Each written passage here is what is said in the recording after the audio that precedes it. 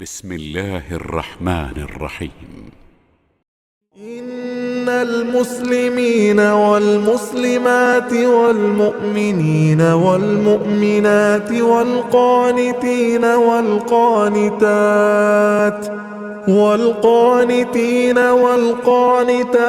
والصادقين والصادقات والصابرين والصابرات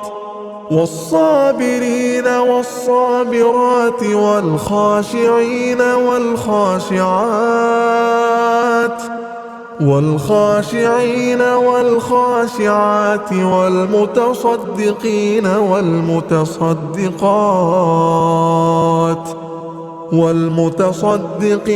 والمتصدقات والصائمين والصائمات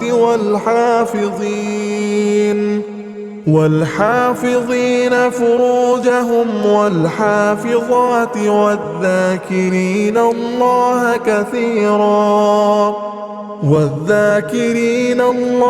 كثيرا والذاكرات أعد الله لهم مغفرة وأجرا عظيما. അസ്സലാമു അലൈക്കും വറഹ്മത്തുള്ളാഹി വബറകാതുഹു. ഖുർആൻ പദം 1447 ദിവസത്തിലേക്ക് എല്ലാവരെയും ഹാർദമായി സ്വാഗതം ചെയ്യുന്നു. വിശുദ്ധ ഖുർആനിലെ 33-ാമത്തെ അധ്യായമായ സൂറത്തുൽ അഹ്സാബിലെ 35-ാമത്തെ ആയത്താണ് ഇന്ന് പഠന വിധേയമാക്കുന്നത്. ക്ലാസ് ആരംഭിക്കുന്നതിനായി ആദരണീയനായ ഡോക്ടർ AI വിലായത്തുള്ള സാഹിബിനെ ക്ഷണിക്കുന്നു. അസ്സലാമു അലൈക്കും വറഹ്മത്തുള്ളാഹി വബറകാതുഹു. أعوذ بالله من الشيطان الرجيم.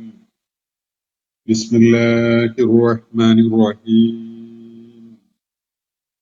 إن المسلمين والمسلمات والمؤمنين والمؤمنات والقانتين والقانتات والصادقين والصادقات والصابرين والصابرات والخاشعين والخاشعات والمتصدقين والمتصدقات والصائمين والصائمات والحافظين فروجهم والحافظات والذاكرين الله كثيرا والذاكرات أعد الله لهم مغفرة وأجرا عظيما. صدق الله العلي العظيم. സൂറത്തുൽ അഹ്സാബിലെ 35-ാമത്തെ ആയത്താണ് ഞാൻ നിങ്ങളെ കേൾപ്പിച്ചിട്ടുള്ളത്. പ്രവാചക പത്നിമാരുമായി ബന്ധപ്പെട്ടുകൊണ്ടുള്ള ചില കാര്യങ്ങൾ, അവർക്കുള്ള നിർദ്ദേശങ്ങൾ ഉൾപ്പെടെ അടങ്ങിയ ഭാഗം കഴിഞ്ഞ ദിവസം നമ്മൾ പഠന വിധേയമാക്കുകയുണ്ടായി. അതിനെ തുടർന്ന് അള്ളാഹു ഇസ്ലാമിക വിശ്വാസ ആദർശ രംഗത്തേക്ക് കടന്നു വന്ന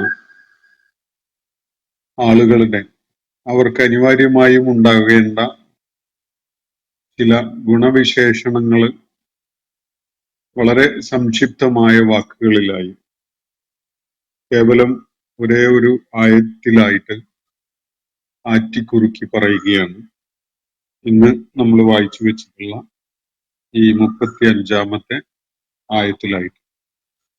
ഒരുപാട് ആശയപരമായി ഉൾക്കൊള്ളാൻ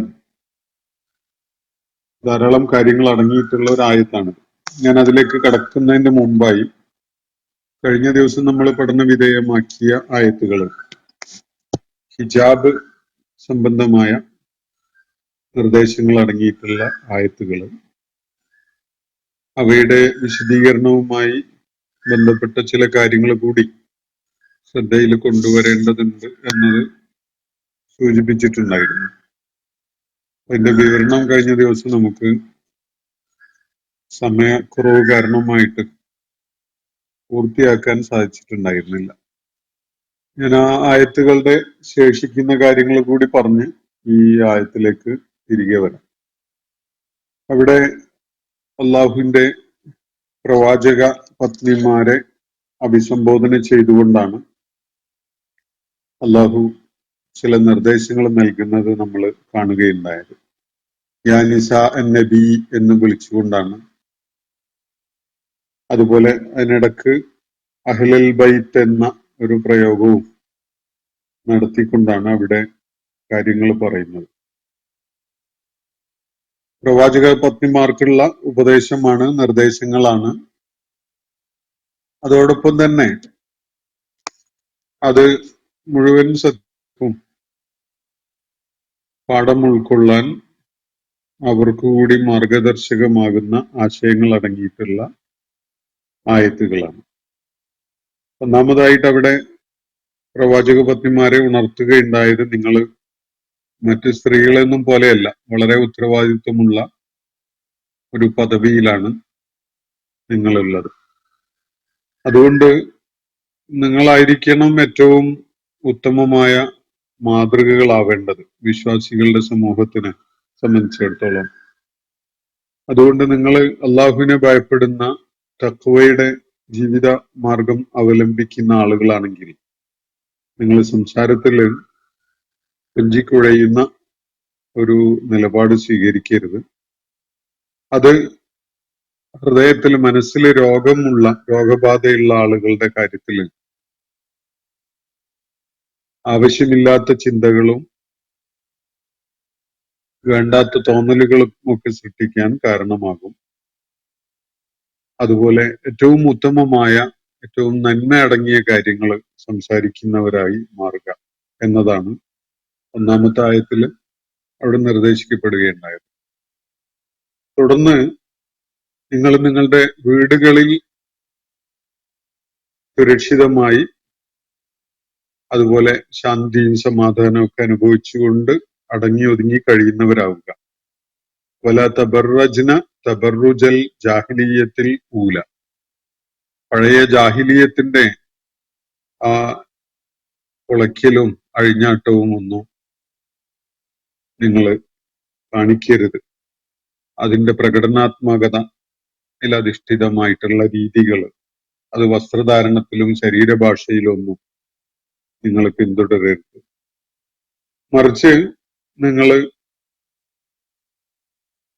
നമസ്കാരം നിർവഹിക്കുന്നതിലും സക്കാത്ത് നൽകുന്നതിലും അള്ളാഹുവിനെയും അവന്റെ ദൂതനെയും അനുസരിക്കുന്നതിലും ശ്രദ്ധയുള്ളവരാവുക.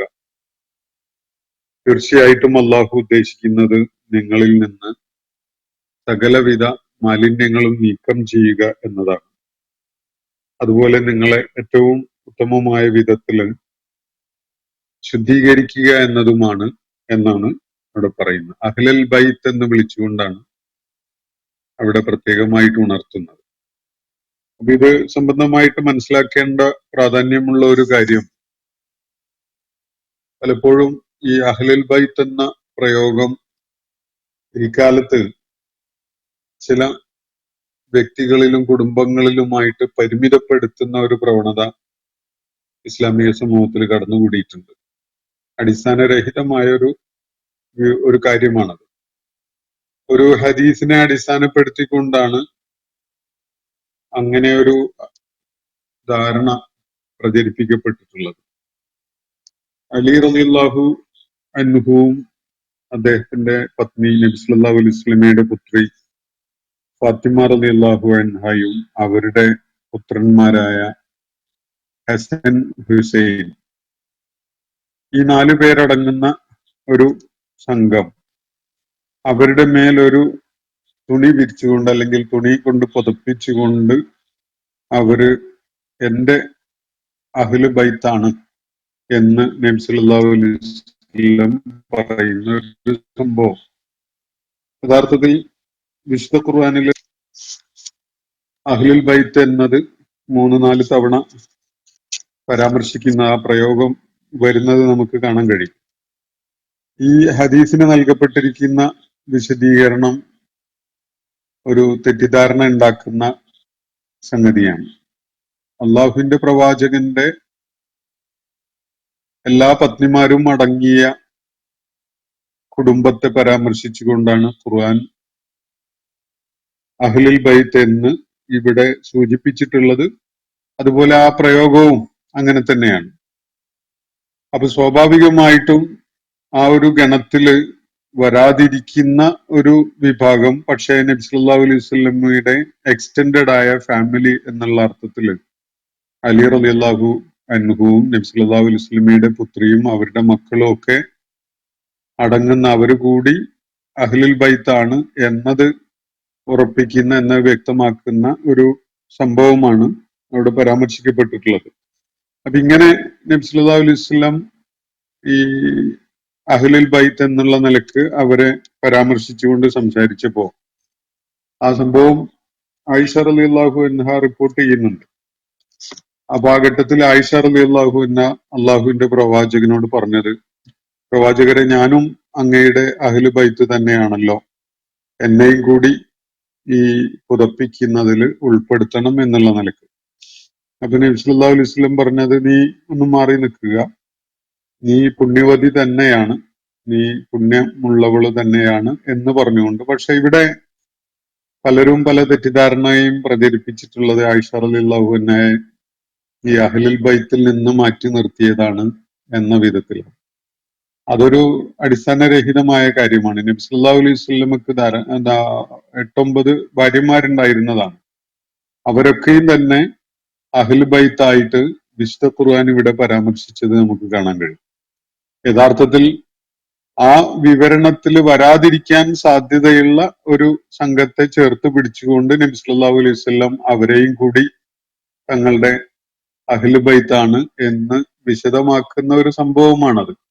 അതുകൊണ്ട് മാത്രമാണ് ആയിഷ റളിയല്ലാഹു അൻഹ ആ പുതപ്പിട്ട് മൂടുന്ന ആ സംഭവത്തിൽ അതിന്റെ ഭാഗമായി പരിഗണിക്കപ്പെടാതിരുന്നത് എന്നത് ആ സംഭവം വിലയിരുത്തുമ്പോൾ നമുക്ക് മനസ്സിലാക്കാൻ സാധിക്കും. ഒരിക്കലും തന്നെ ഏതെങ്കിലും പത്നിമാരെ അഹ്ലു ബൈത്ത് എന്ന ആ പദവിയിൽ നിന്ന് മാറ്റി നിർത്തിയതായിട്ട് നമുക്ക് ഒരു വിശുദ്ധ ഖുർആനിലെ സൂചനയുടെ അടിസ്ഥാനത്തിലോ ഹദീസുകളുടെ അടിസ്ഥാനത്തിലോ പറയാൻ സാധ്യമല്ല. മാത്രമല്ല, ഈ ഖുർആന്റെ നെസ്സിനെ തിരുത്തുന്ന വിധത്തിലുള്ള ഒരു ഹദീസ് ഉണ്ടാവുകയില്ല. ഹദീസ് വിശുദ്ധ ഖുർആനുള്ള വിശദീകരണമായിട്ടാണ് വരേണ്ടത്. അല്ലാതെ ഇവിടെ പ്രവാചക പത്നിമാരെ അവരുടെ കുടുംബത്തെ പരാമർശിച്ചുകൊണ്ട് ഖുർആൻ തന്നെ നടത്തുന്ന പ്രയോഗം അതിന് വിരുദ്ധമായ വിധത്തില് ഒരു ഹദീസ് വ്യാഖ്യാനിക്കുക എന്നത്, അല്ലെങ്കിൽ അങ്ങനെ അതിനെ വിശദീകരിക്കുക എന്നത് ശരിയല്ലാത്തൊരു സംഗതിയാണ്. അതാണ് ഇത് സംബന്ധമായിട്ട് മനസ്സിലാക്കാനുള്ള കാര്യം. അപ്പോ അള്ളാഹു തന്നെ പ്രവാചക പത്നിമാരെ എല്ലാവരെയും തന്നെ ആരെയും ഒരു വേർതിരിവ് കാണിക്കാതെ തന്നെ എല്ലാവരെയും അഹ്ലു ബൈത്തായി പരിഗണിച്ചുകൊണ്ടാണ് ഇവിടെ വിവരിച്ചിട്ടുള്ളത് എന്നതാണ് ശ്രദ്ധേയമായൊരു കാര്യം. അപ്പോ സ്വാഭാവികമായ നിലക്ക് അലി റളിയല്ലാഹു അൻഹുവും അതുപോലെ നബി സല്ലല്ലാഹു അലൈഹി വസല്ലമയുടെ പുത്രിയുടെ ഭർത്താവാണല്ലോ അലി റളിയല്ലാഹു അൻഹു. അപ്പോ അവരും അവരുടെ കുട്ടികളും ഈ അഹ്ലു ബൈത്ത് എന്ന പ്രയോഗത്തില് വരാതിരിക്കാൻ ഒരു സാധ്യതയുണ്ട് എന്ന സംഗതിയിൽ അവരെ ചേർത്ത് നിർത്തിക്കൊണ്ട് അള്ളാഹുവിന്റെ പ്രവാചകൻ അത് വിശദീകരിച്ചു എന്ന നിലക്ക് മാത്രമേ നമുക്കത് മനസ്സിലാക്കാൻ കഴിയുകയുള്ളൂ. അമിതമായി അലി പക്ഷപാതം കാണിച്ചുകൊണ്ട് വേറെ തന്നെ ഒരു കൾട്ട് ഉണ്ടായി വരുന്നതിനൊക്കെ കാരണമായിട്ടുള്ള ഒരു വ്യതിചലന ചിന്തയും വിശദീകരണവും ഒക്കെ ആയിട്ട് മാത്രമേ നമുക്കത് മനസ്സിലാക്കാൻ സാധിക്കുകയുള്ളൂ. പ്രവാചക പത്നിമാരെല്ലാവരും തന്നെ അഹ്ലുൽ ബൈത്തിൽ പെട്ടവരാണ്. അവരൊക്കെയും തന്നെ ഉമ്മഹാത്തുൽ മുഅ്മിനീൻ എന്ന പദവിയിൽ ഉള്ള ആളുകളുമാണ്. തെറ്റായ ചില വ്യാഖ്യാനങ്ങളൊക്കെ നൽകിക്കൊണ്ട് അവരെ ആ പദവിയിൽ നിന്ന് മാറ്റി നിർത്തുന്ന ഒരു പ്രവണത പിൽക്കാലത്ത് ഫിത്നയുടെ കുഴപ്പങ്ങളൊക്കെ പൊട്ടിപ്പുറപ്പെട്ട കാലത്ത് ഉണ്ടായി വന്നിട്ടുണ്ട്. അത് എത്രത്തോളം എന്ന് വെച്ചാൽ പിൽക്കാലത്ത് ആ പദവിക്ക് യോജിച്ചവരല്ലാത്തവരെ പ്രവാചക പത്നിമാരുടെ അഥവാ ഉമ്മഹാത്തുൽ മുഅ്മിനീൻ എന്ന പദവിയിൽ നിന്ന് നീക്കം ചെയ്ത് അവരെ നബി സല്ലല്ലാഹു അലൈഹി വസല്ലമയുമായുള്ള വിവാഹബന്ധത്തിൽ നിന്ന് വേർപ്പെടുത്താൻ അലി റളിയല്ലാഹു അൻഹുവിനെ അള്ളാഹുവിന്റെ പ്രവാചകൻ ചുമതലപ്പെടുത്തിയിരുന്നു എന്നൊക്കെ വരെയുള്ള ചില വ്യാഖ്യാന വിശദീകരണങ്ങളും അതിന് ഉപോത്ബലകമായിട്ടുള്ള വളരെ അടിസ്ഥാനരഹിതമായ ഹദീസുകളും ഒക്കെ തന്നെ പ്രചരിപ്പിക്കപ്പെടുകയുണ്ടായിട്ടുണ്ട്. അങ്ങനെ മരണശേഷം നബി സല്ലല്ലാഹു അലൈഹി വസല്ലമയുടെ പത്നിമാരെ ആ പദവിയിൽ നിന്ന് മാറ്റി നിർത്താൻ അലി റളിയല്ലാഹു അൻഹുവിനെ ചുമതലപ്പെടുത്തുക എന്നൊക്കെ പറയുന്നത് വളരെ വികലമായ വ്യാഖ്യാന കസർത്തുകളും അതുപോലെ പക്ഷപാതിത്വപരമായ വിശദീകരണങ്ങളുമാണ് എന്നതല്ലാതെ അതിനപ്പുറത്തേക്ക് അതിനൊന്നും ഒരു അടിത്തറയും ഉള്ളതായിട്ട് നമുക്ക് കാണാൻ സാധിക്കില്ല. ഇതൊക്കെ തന്നെ അലി റളിയല്ലാഹു അൻഹുവിന്റെ കാലത്തൊന്നും സംഭവിച്ചതുമല്ല. അലി റളിയല്ലാഹു അൻഹുവിന്റെ കാലം പിന്നിട്ട് ഒരു 100 വർഷമെങ്കിലും കഴിഞ്ഞതിന് ശേഷമാണ് ഈ വിഭാഗീയ ചിന്തകള് ആളിക്കത്തിച്ചുകൊണ്ട് ഇസ്ലാമിക സമൂഹത്തിൽ വലിയ വിള്ളലുണ്ടാക്കുന്ന പ്രവർത്തനങ്ങളിൽ പലരും രംഗത്ത് വരുന്നതും അത്തരം സംഗതികളുമായി അവര് മുന്നേറുന്നതും ഒക്കെ. അതൊക്കെ ഇസ്ലാമിക സമൂഹത്തില് ചില ഛിദ്രത ഉണ്ടാക്കാൻ കരുതിക്കൂട്ടി ചില ബാഹ്യശക്തികൾ നടത്തിയ പ്രവർത്തനങ്ങളുടെ ഫലമായിട്ടുണ്ടായതാണ് എന്നത് നമുക്ക് മനസ്സിലാക്കാൻ സാധിക്കും. അതോടൊപ്പം തന്നെ മനസ്സിലാക്കേണ്ട ഒരു കാര്യം, ഇസ്ലാം കുടുംബവാഴ്ചക്കാരുടെ കൈയടക്കലില് ഇസ്ലാമിക സമൂഹത്തെയും ഇസ്ലാമിന്റെ ഭൂപ്രദേശത്തെയും ഒക്കെ ചില കുടുംബ പാരമ്പര്യ വാഴ്ചക്കാര് അങ്ങ് ഏറ്റെടുത്തതോടുകൂടി സ്വാഭാവികമായും രൂപപ്പെട്ടു വന്നിട്ടുള്ള ഒരു അസംതൃപ്തി ഇസ്ലാമിക ലോകത്ത് വളരെ വ്യാപകമായി തന്നെ നിലവിൽ വരുന്നുണ്ട്. അത്തരം ഒരു അസംതൃപ്തി, ഈ ഒരു അസംതൃപ്തിയുടെ പശ്ചാത്തലം ഉപയോഗപ്പെടുത്തിക്കൊണ്ട് ഇസ്ലാമിക സമൂഹത്തില് ഒരു നെടുങ്കയുള്ള ഒരു വിള്ളല്, ഒരു വിഘടനം ഉണ്ടാക്കുക എന്നത് ലക്ഷ്യമിട്ട് ശത്രുക്കള് നേടിയിട്ടുള്ള ഇസ്ലാമിന്റെ വിരോധികള് കൈവയുള്ള ഒരു നേട്ടമായിരുന്നു എന്നത് അതിനെ ചരിത്രപരമായി വിലയിരുത്തുമ്പോൾ നമുക്ക് കാണാൻ കഴിയും.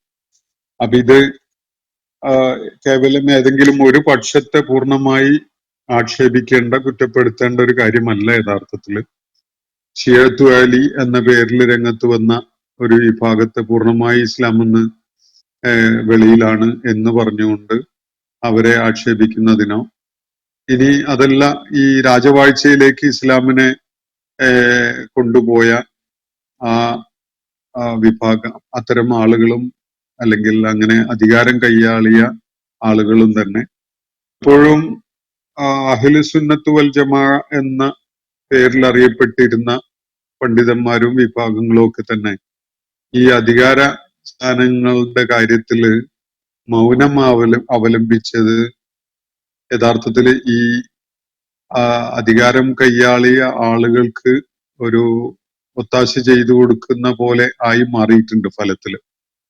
അതുകൊണ്ട് സ്വാഭാവികമായിട്ടും അപ്പുറത്ത് ചില ന്യായങ്ങളും അതുപോലെ ചില സ്വീകാര്യത ലഭിക്കുന്ന വിധത്തിലുള്ള ചില വാദങ്ങൾക്കൊക്കെ അവസരമൊരുക്കി എന്നതും കൂടി അത് സംബന്ധമായിട്ട് വിലയിരുത്തുമ്പോൾ കാണാൻ സാധിക്കും. അപ്പൊ ഏതെങ്കിലും ഒരു പക്ഷമാണ് പൂർണ്ണമായി ശരി എന്ന് കരുതുന്നതിൽ ഒരു വലിയ പ്രശ്നമുണ്ട്. വിശ്വാസപരമായ ചില അടിത്തറകളിൽ ഇളക്കം കൊടുങ്ങുന്ന ചില കാര്യങ്ങൾ ഷിയഅത്തു അലി എന്ന പേരിൽ അറിയപ്പെടുന്ന വിഭാഗത്തിന് സംഭവിച്ചത് നമുക്ക് മനസ്സിലാക്കാൻ സാധിക്കും. എന്നാൽ മറുപക്ഷം അധികാരം കൈയടക്കി ഇസ്ലാമിക ലോകത്തെ നിയന്ത്രിക്കാൻ വേണ്ടി രംഗത്ത് വന്ന ഭരണാധികാരികൾ, അവര് പലപ്പോഴും അവരുടെ ശബ്ദമാണ് ഇസ്ലാമിന്റെ ശബ്ദം എന്ന് വരുത്തി തീർക്കുന്ന നിലപാടുകൾ സ്വീകരിച്ചതും അതുപോലെ ഇസ്ലാമിന്റെ അടിസ്ഥാനങ്ങളോട് അവർ പ്രതിബദ്ധത കാണിക്കാതിരുന്നതും പലപ്പോഴും വളരെ കടുത്ത ഇസ്ലാം വിരുദ്ധമായ പ്രവർത്തനങ്ങളിൽ ഏർപ്പെടുകയൊക്കെ ചെയ്തത് കാരണമായിട്ട് ഇത് രണ്ടിനും ഇടക്കുള്ള യഥാർത്ഥത്തിലുള്ള ഇസ്ലാമിന്റെ ശബ്ദം മുങ്ങിപ്പോയ ഒരവസ്ഥ പലപ്പോഴും ചരിത്രത്തിന്റെ പല ഘട്ടങ്ങളിലും സംഭവിച്ചിട്ടുള്ളത് നമുക്ക് കാണാൻ സാധിക്കും. യഥാർത്ഥത്തിൽ ഇസ്ലാം മുന്നോട്ട് വെക്കുന്നത് അതിന്റെ അടിസ്ഥാന ആശയവും അതിന്റെ മുഖ്യമായ ദൈവികമായ പഠിപ്പിക്കപ്പെട്ടിട്ടുള്ള ഇസ്ലാമിക വിശ്വാസവും ഒക്കെ തന്നെ വിശുദ്ധ ഖുർആനിലും അതുപോലെ നബി സല്ലല്ലാഹു അലൈഹി വസല്ലമയുടെ ചര്യയിലും സുരക്ഷിതമായിട്ട് ഇന്നും ആവശ്യമുള്ളവർക്കൊക്കെ പഠിച്ച് മനസ്സിലാക്കാൻ കഴിയുന്ന വിധത്തിൽ തന്നെ സംരക്ഷിക്കപ്പെട്ടിട്ടുണ്ട് എന്നതാണ് നമുക്ക് മനസ്സിലാക്കാൻ കഴിയുന്ന ഒരു കാര്യം. അപ്പോ ആ നിലക്ക് അതിനെ സമീപിച്ചുകൊണ്ട് ഏത് പക്ഷത്ത് എന്ത് തന്നെ തരത്തിലുള്ള തെറ്റുകളാണ് സംഭവിച്ചിട്ടുള്ളതെങ്കിലും ആ തെറ്റുകളെ അവഗണിക്കുകയും അതിനെ മാറ്റി നിർത്തുകയും ചെയ്തുകൊണ്ടുള്ള ഒരു യഥാർത്ഥ ഇസ്ലാമിനെ ഉൾക്കൊള്ളുന്ന ഒരു സമീപനം ഉണ്ടാവുകയാണ് വേണ്ടത്. ഇസ്ലാമിക സമൂഹത്തില് ഒരു സാഹോദര്യത്തിന്റെയും പുനരേകീകരണത്തിന്റെയും സാധ്യതകൾ എക്സ്പ്ലോർ ചെയ്യാനുള്ള ഒരു പരിശ്രമമാണ് ആവശ്യം എന്നതും നമുക്ക് മനസ്സിലാക്കാൻ സാധിക്കും. അപ്പോ ഈ അഹ്ലു ബൈത്ത് എന്ന പ്രയോഗം ഈ ആയത്തിൽ വരുന്നത് കൊണ്ടാണ് അത് വ്യാപകമായ വിധത്തിൽ തെറ്റിദ്ധരിപ്പിക്കപ്പെടുന്ന ഒരു പ്രയോഗമായതുകൊണ്ട് കൂടിയാണ് ഞാൻ അത് സംബന്ധമായിട്ടുള്ള ചില പരാമർശങ്ങൾ ഈ ഘട്ടത്തിൽ നടത്തിയിട്ടുള്ളത്. അപ്പോ ഈ നമ്മൾക്ക് ഇന്നലെ വായിച്ച ആയത്തുകളിലായിട്ട് അള്ളാഹു പ്രവാചക പത്നിമാർക്ക് അവരുടെ ജീവിതത്തിൽ, കുടുംബ ജീവിതത്തിലും സാമൂഹ്യ ജീവിതത്തിലും ഒക്കെ പിന്തുടരേണ്ട കൃത്യമായ മര്യാദകൾ പഠിപ്പിച്ചു കൊടുക്കുകയാണ് എന്നത് നമുക്ക് കാണാൻ കഴിയും. അതോടൊപ്പം തന്നെ അത് മുഴുവൻ വിശ്വാസികൾക്കുമുള്ള മാർഗദർശനമായിട്ടും നിലകൊള്ളുന്നു. അത് പ്രവാചക പത്നിമാർക്ക് മാത്രമുള്ള നിർദ്ദേശമല്ല. പ്രവാചക പത്നി ഇസ്ലാമിക സമൂഹത്തിന്റെ അവരുടെ കുടുംബമാണ് ഇസ്ലാമിക സമൂഹത്തിന്റെ മാതൃകാ കുടുംബങ്ങളായിട്ട് നിലകൊള്ളേണ്ടത് എന്നതുകൊണ്ട് അവരെ പ്രത്യേകം വിളിച്ച് അള്ളാഹു നിർദ്ദേശിക്കുന്നു എന്നേ ഉള്ളൂ. എന്നിട്ട് അള്ളാഹുവിന്റെ പ്രവാചകന് ഒന്നിലേറെ പത്നിമാര് ഉണ്ടാകേണ്ടിയിരുന്നത് ദൈവിക നിശ്ചയമാണ് എന്നത് നമുക്ക് മനസ്സിലാക്കി തരുന്ന ഒരു വലിയ സൂചന. അള്ളാഹുവിന്റെ നിർദ്ദേശപ്രകാരമാണ് അള്ളാഹുവിന്റെ പ്രവാചകൻ തന്റെ പത്നിമാരെ എല്ലാവരെയും വിവാഹം ചെയ്യുകയുണ്ടായത് എന്നത് നമുക്ക് ബോധ്യപ്പെടുത്തി തരുന്ന ഒരായത്താണ് ഇന്നലെ നമ്മൾ വായിച്ച ഭാഗത്തില് അവസാനം വരുന്നത്. വദ്കുർന മാ യുത്ലാ ഫീ ബുയൂത്തികുന്ന മിൻ ആയാത്തില്ലാഹി വൽ ഹിക്മ. നിങ്ങളുടെ ഭവനങ്ങളിൽ പാരായണം ചെയ്യപ്പെടുന്ന, കേൾപ്പിക്കപ്പെടുന്ന ദൈവിക ആയത്തുകൾ, അള്ളാഹുവിന്റെ ആയാത്തുകൾ, അത് നിങ്ങൾ ശ്രദ്ധാപൂർവം പഠിക്കുകയും അത് മറ്റുള്ളവർക്ക് പകർന്നു നൽകുകയും ചെയ്യുന്നതിൽ ശ്രദ്ധ കേന്ദ്രീകരിക്കുക. അത് അള്ളാഹുവിന്റെ ആയാത്തുകൾ മാത്രമല്ല, ആ ആയാത്തുകളുടെ അടിസ്ഥാനത്തിലുള്ള ചില ഹിക്മത്തുകൾ, ജീവിതത്തിൽ വളരെ അനിവാര്യമായ മാർഗദർശനമായി മാറുന്ന ചില പ്രായോഗിക രീതികളും, അതുപോലെ അതിൽ നിന്ന് നേടേണ്ട ചില സാരോപദേശങ്ങളും, അതുപോലെ നമുക്ക് ഏറ്റവും ഗുണകരമാവുന്ന ചില ആശയങ്ങൾ നിർദ്ധാരണം ചെയ്തെടുത്തതൊക്കെ ഉണ്ടാവും. ആയത്തുകളുടെ അടിസ്ഥാനത്തിൽ, അള്ളാഹുവിന്റെ വെളിപ്പാടുകളുടെ അടിസ്ഥാനത്തിൽ നബി സല്ലല്ലാഹു അലൈഹി വസല്ലം കാര്യങ്ങൾ വിശദമാക്കി തന്ന സംഗതികളാണ് ഈ ഹിക്മത്ത് കൊണ്ട് ഉദ്ദേശിക്കപ്പെടുന്നത്. അപ്പോൾ അതൊക്കെയും നിങ്ങളുടെ ഭവനങ്ങളിൽ കേൾപ്പിക്കപ്പെടുന്നത് ശ്രദ്ധാപൂർവം പഠിക്കുകയും അത് ഏറ്റെടുക്കുകയും ചെയ്യണം എന്നാണ് അള്ളാഹു ഇവിടെ പ്രവാചക പത്നിമാരോട് നിർദ്ദേശിക്കുന്നത്. നിശ്ചയമായിട്ടും അള്ളാഹു വളരെ സൂക്ഷ്മമായിട്ടും വളരെ ആഴത്തിലും കാര്യങ്ങളെ വിലയിരുത്തുന്നവനും നോക്കിക്കാണുന്നവനുമാണ് എന്നുകൂടി അവിടെ പറഞ്ഞു വെക്കുകയാണ്. ഓരോരുത്തരും തങ്ങളുടെ ജീവിത ഭാഗതയും നിർവഹിക്കുന്നത് ഏതു വിധത്തിലാണ് എന്നത് തീർച്ചയായിട്ടും അള്ളാഹു ശ്രദ്ധാപൂർവം അത് വിലയിരുത്തുന്നുണ്ട് എന്നുകൂടി അവിടെ പറഞ്ഞു വെക്കുന്നതിൽ പ്രവാചക പത്നിമാർക്ക് അള്ളാഹു ഏൽപ്പിച്ചു കൊടുത്തിട്ടുള്ള ഉത്തരവാദിത്തം അവര് വളരെ സത്യസന്ധമായി നിർവഹിക്കുക എന്നത് എത്രത്തോളം അനിവാര്യമാണ് എന്നതുകൂടിയാണ് അവിടെ സൂചിപ്പിക്കപ്പെടുന്നത്. നേരത്തെ ആയിഷ റളിയല്ലാഹു അൻഹയ്ക്കൊക്കെ എതിരിൽ വളരെ വ്യാപകമായി ദുരുപയോഗം ചെയ്യപ്പെട്ടിട്ടുള്ള പല ഹദീസുകളും, ആ ഹദീസുകൾ റിപ്പോർട്ട് ചെയ്തത് പോലും ആയിഷ റളിയല്ലാഹു അൻഹ ആണ് എന്നത് കാണുമ്പോൾ നമുക്ക് എത്രമാത്രം സത്യസന്ധമായിട്ടാണ് ആയിഷ റളിയല്ലാഹു അൻഹ ആ കാര്യങ്ങൾ നിർവഹിച്ചിട്ടുള്ളത് എന്ന് മനസ്സിലാക്കാൻ സാധിക്കും. ആയിഷ റളിയല്ലാഹു അൻഹ റിപ്പോർട്ട് ചെയ്തതാണ് ഈ അലി റളിയല്ലാഹു അൻഹുവിന്റെ കുടുംബത്തിന്റെ മേല് നബി സല്ലല്ലാഹു അലൈഹി വസല്ലം ഒരു തുണി വിരിച്ചുകൊണ്ട് അവരെ പരാമർശിച്ചുകൊണ്ട് അഹ്ലുൽ ബൈത്ത് എന്ന് സൂചിപ്പിച്ച കാര്യം അത് ഞാൻ വിശദീകരിച്ചല്ലോ. അപ്പോ ഞാൻ ഇന്ന് കേൾപ്പിച്ച ആയത്തിലേക്ക് തിരികെ എത്തുകയാണ്. ഇന്നൽ മുസ്ലിമീന വൽ മുസ്ലിമാത്ത്. അള്ളാഹു സത്യവിശ്വാസികളുടെ വിശേഷണങ്ങളെ ഇവിടെ എണ്ണി പറയുകയാണ്.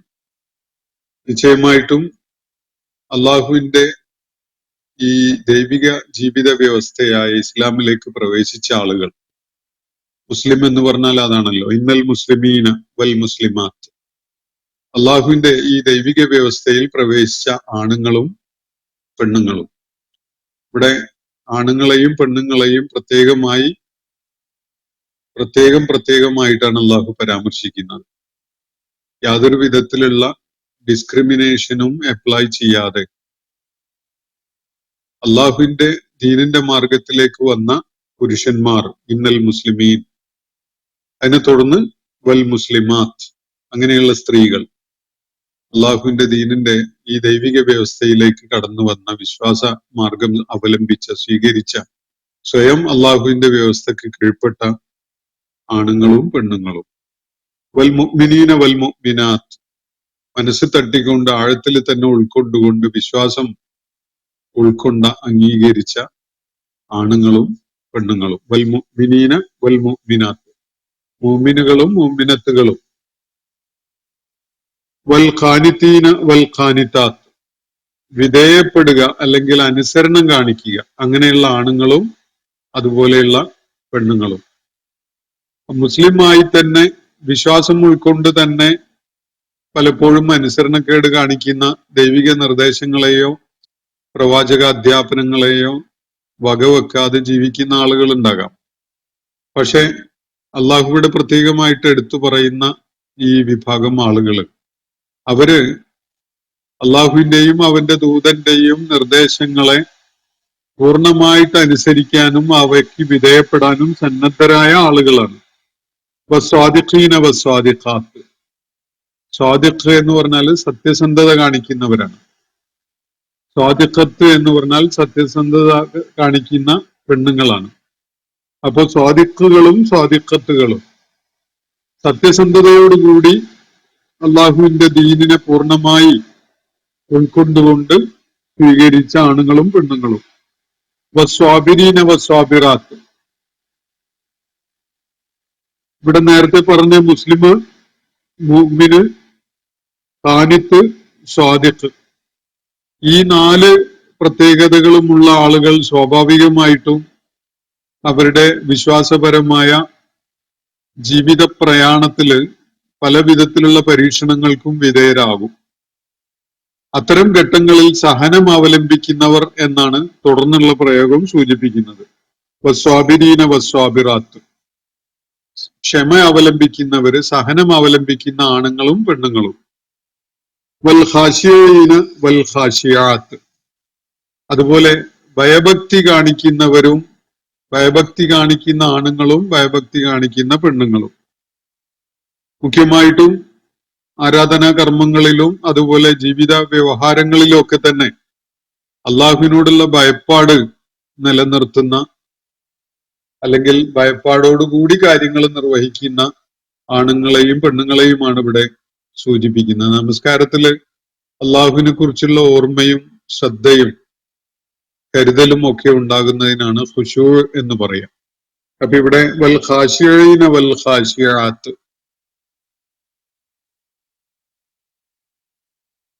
ഭയഭക്തിയോടുകൂടിയുള്ള കർമ്മങ്ങൾ ചെയ്യുന്ന ആളുകൾ, അത് ആണുങ്ങളും പെണ്ണുങ്ങളും. വൽ ഹാഫിളീന ഫുറൂജഹും വൽ ഹാഫിളാത്ത്, തങ്ങളുടെ സ്വകാര്യ ഭാഗങ്ങളെ കരുതലോടെ സൂക്ഷിക്കുന്ന ആളുകൾ, ആണുങ്ങളും പെണ്ണുങ്ങളും. പലപ്പോഴും സമൂഹത്തില് ഈ അബദ്ധസഞ്ചാരം, ലൈംഗികമായ അബദ്ധസഞ്ചാരമൊക്കെ നടത്തുന്ന വിഷയങ്ങൾ വരുമ്പോ അതില് പെണ്ണുങ്ങൾ മാത്രമാണ് ആക്ഷേപത്തിന് ഇരയാകുന്നതായിട്ട് കാണാൻ സാധിക്കുക. ഖുർആൻ അങ്ങനെ ഒരു വിവേചനം നടത്തിയിട്ടില്ല. അബദ്ധസഞ്ചാരം നടത്തുന്നത് ആണുങ്ങളായാലും പെണ്ണുങ്ങളായാലും ഒരേപോലെ കുറ്റകരമായതും ശിക്ഷാർഹമായതുമാണ് എന്നത് തന്നെയാണ് ഖുർആൻ പലയിടങ്ങളിലായിട്ട് വ്യക്തമാക്കിയിട്ടുള്ളത്. ഇവിടെ സ്വകാര്യ ഭാഗങ്ങളെ ശ്രദ്ധാപൂർവം കൈകാര്യം ചെയ്യുന്ന ആളുകൾ എന്നാണ് സൂചിപ്പിക്കുന്നത്. ആണുങ്ങളെയും പെണ്ണുങ്ങളെയും ഒരുപോലെ പരാമർശിക്കുകയാണ്. വൽഹാഫിളീന ഫുറൂജഹും, ഫർജ് എന്ന് പറഞ്ഞാൽ ലൈംഗികാവയവങ്ങളൊക്കെയുള്ള സ്വകാര്യ ഭാഗത്തെയാണ് സൂചിപ്പിക്കുന്നത്. അത് ഏത് വിധത്തില് ലൈംഗികാവയവങ്ങൾ പ്രയോജനപ്പെടുത്താം എന്നത് വളരെ കൃത്യമായിട്ട് ഇസ്ലാം പഠിപ്പിച്ചിട്ടുണ്ട്. അള്ളാഹു അത് സംബന്ധമായ കൃത്യമായ മാർഗദർശനം വിശ്വാസികൾക്ക് നൽകിയിട്ടുണ്ട്. ആ കരുതല് ലൈംഗികാവയവങ്ങളുടെ കാര്യത്തിൽ കാണിക്കുന്ന ആളുകൾ എന്നതാണ് ഇവിടെ സൂചിപ്പിക്കപ്പെടുന്ന കാര്യം. അത് ആണുങ്ങളും പെണ്ണുങ്ങളും, അങ്ങനെയുള്ള ശ്രദ്ധയും കരുതലും കാണിക്കുന്ന ആണുങ്ങളും പെണ്ണുങ്ങളും. വദ്ദാക്കിരീൻ അല്ലാഹ കസീറൻ വദ്ദാക്കിറാത്ത്, അള്ളാഹുവിനെ വളരെയേറെ സ്മരിക്കുന്ന തരത്തിലുള്ള പ്രവർത്തനങ്ങളിൽ ഏർപ്പെടുന്ന ആണുങ്ങളും പെണ്ണുങ്ങളും. അള്ളാഹുവിനെ സ്മരിക്കുക എന്ന് പറയുന്നത് അത് ഒരാളുടെ ജീവിതത്തിന്റെ ഒരു സ്വഭാവം തന്നെ നിർണയിക്കുന്ന ഒരു സംഗതിയാണ്. അള്ളാഹുവിനെ വിസ്മരിക്കാൻ സാധിക്കുന്ന ഒരു നിമിഷം പോലും ഒരാളുടെ ജീവിതത്തിൽ, വിശ്വാസം ഉൾക്കൊണ്ട ഒരാളുടെ ജീവിതത്തിൽ സാധ്യമല്ല എന്നതാണ് വസ്തുത. നാവ് കൊണ്ടോ ചുണ്ടുകൊണ്ടോ ഒക്കെ, ചുണ്ട് ചലിപ്പിച്ചും നാവ് അനക്കിയൊക്കെ അള്ളാഹുവിന്റെ നാമങ്ങൾ സ്മരിക്കുക എന്നത്, അങ്ങനെ ഒരുപാട് കാര്യങ്ങൾ തീർച്ചയായിട്ടും ഇസ്ലാമിക സംസ്കാരത്തിന്റെ ഭാഗമായിട്ടുണ്ട്.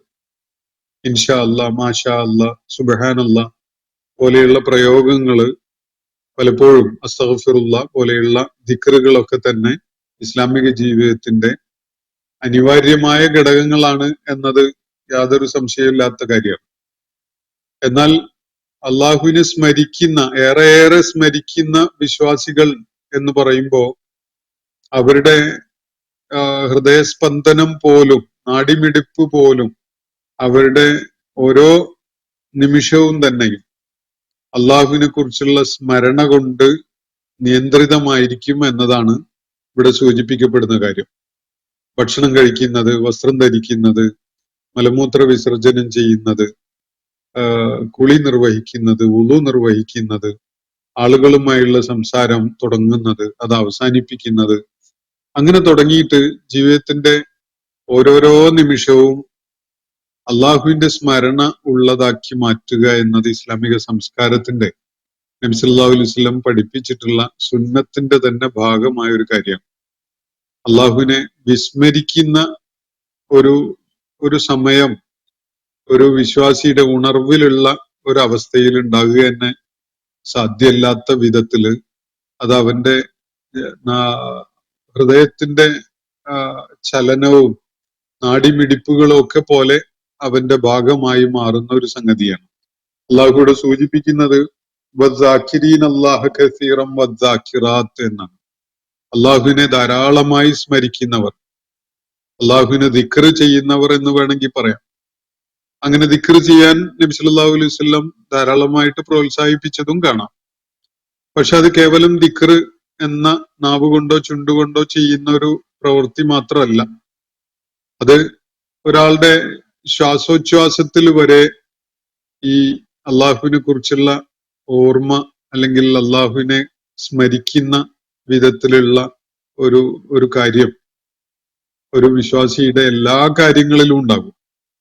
അത് അയാളുടെ ജീവിതത്തെ പൂർണ്ണമായിട്ടും ദൈവസ്മരണ കൊണ്ട് പുനരാവിഷ്കരിക്കപ്പെട്ടിട്ടുണ്ടാകും എന്നതാണ് യാഥാർത്ഥ്യം. അള്ളാഹു അത്തരം ഒരു അവസ്ഥ, ആ ഒരു ഉയർച്ച നേടുക എന്ന ഒരു കാര്യമാണ് ഇവിടെ സൂചിപ്പിക്കുന്നത്. അഅദ്ദല്ലാഹു ലഹും മഗ്ഫിറതൻ വ അജ്റൻ അളീമ. അള്ളാഹു ഈ പരാമർശിക്കപ്പെട്ട വിഭാഗത്തിലെ ആളുകൾക്ക്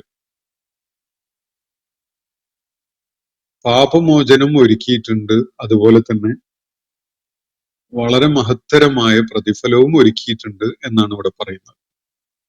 പ്രവാചക പത്നിമാർക്ക് നൽകപ്പെട്ട നിർദ്ദേശങ്ങളുടെ തുടർച്ചയായിട്ട് എല്ലാ വിശ്വാസികൾക്കുമായിട്ട് അള്ളാഹു കൃത്യമായ ഒരു വിവരണം നൽകിയിരിക്കുകയാണ് ഇവിടെ.